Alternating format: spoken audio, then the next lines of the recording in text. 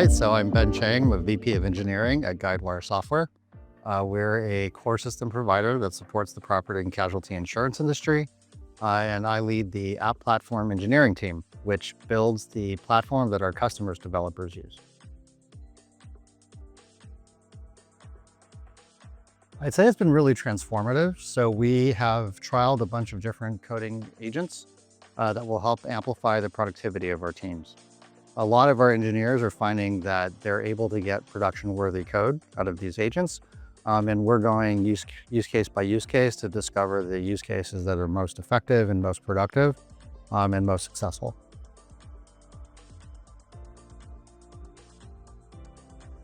We're primarily using out of the box. And I think that one of the insights that we're learning is that this is a new skill set that engineers have to develop. And so this skill set mirrors much more what an engineering manager tends to do rather than a traditional software engineer. Because what we're finding is that you have to become very familiar with what the agent is capable of doing, give the agent good instructions and good context about what the task is, and then you have to be able to evaluate the result. And so while there's absolutely the coding aspect where you want to make sure that the technical output is correct and that you understand it, there's a lot more of what you traditionally would experience as a manager.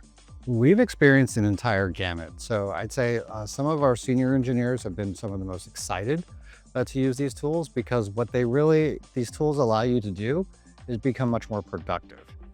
And one of the things that we've talked about a lot is how context matters most. And so when you are focused on context, it's the senior engineers who typically have the best understanding of the business context, the technical context, the strategy, and how to fold all of those in to the development process. And so we've actually found that senior engineers love these coding agents.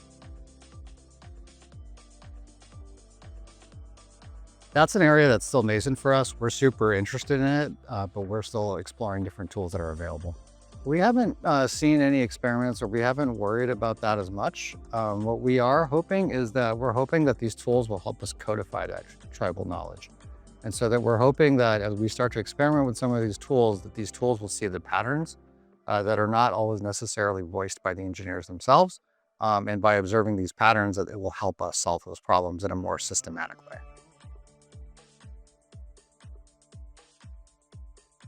I think that there's always going to be a business benefit to focusing on how to get our production systems running more consistently and with higher reliability. And so for us, right now, what we're doing as an organization is we're trying to look across the entire development lifecycle and examine how we might improve each area with agentic tools. I think that when we started with these tools, there was the notion that prompt engineering might be something that may eventually go away. But what we're finding is that we have to do more and more of it, and we are getting better and better at it. And so it's one of the things that's leading us to believe that context is really highly key to using these models effectively. We're always running against this challenge because sometimes like the context window that you can provide is limited. And so you need to be very specific about which pieces of context you include. And that's definitely been part of the challenge. We have very large code bases. And so that's naturally part of what comes with it. I would say expect a learning curve.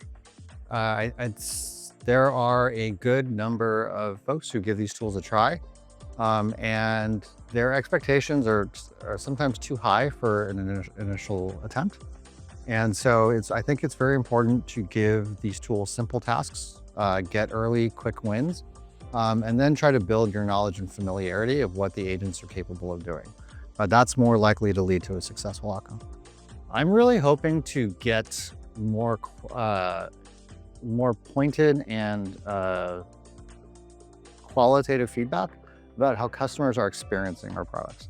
And so we have everything that is around the typical analytic metrics, but I think that through support cases and language, from actual language that we can interpret and highlight, I think I'm expecting to get a little bit more insight than we have today. Typically what's happened in a customer lifecycle is by the time the customer escalates to the executive level, they're usually very frustrated. And so that frustration typically manifests much earlier in a support ticket process where they've attempted to get something done and struggled with that. And so if we're able to use these tools to pick up on that frustration and highlight to our support, engineering, SRE teams earlier in that life cycle, I think that we will be able to produce a better customer experience.